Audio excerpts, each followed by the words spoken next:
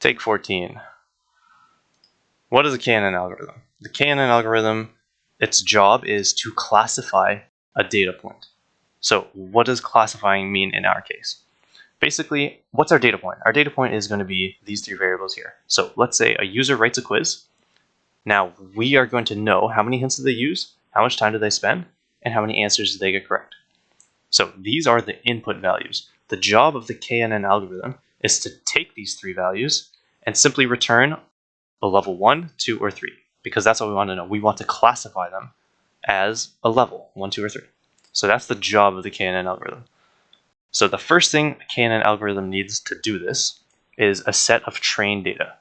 So that's what I have plotted here. Imagine this to be trained data. So a trained set is basically data that is already classified. So for example, these are all dots that are randomly placed in a 3D plot based on the number of correct answers, the amount of time spent, and the hints used.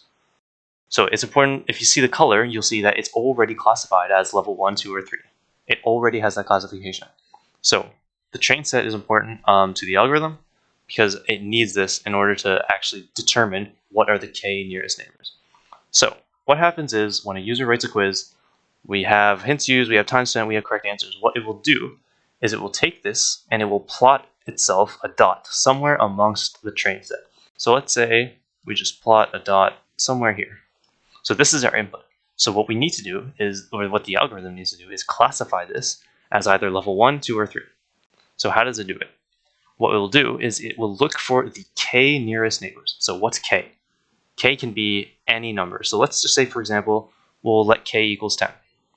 So what it will do is it will take the 10 closest neighbors and it will say, okay, what's the majority of my neighbors? What value is it? So it'll calculate the distance from itself. It'll calculate the distance from itself to every single neighbor, and then it'll order it to determine the 10 closest. Once it determines the 10 closest, let's say, for example, there's 5 reds, 4 blues, and 1 green within its 10 nearest neighbors. It will look at that and say, okay, 5 wins, majority wins. So we are going to classify this point as a red dot, which in this case would be level 3, because the k nearest neighbors is determining that its nearest neighbors, the majority of its nearest neighbors, are of level 3, so this dot should be level 3. Hope that made sense.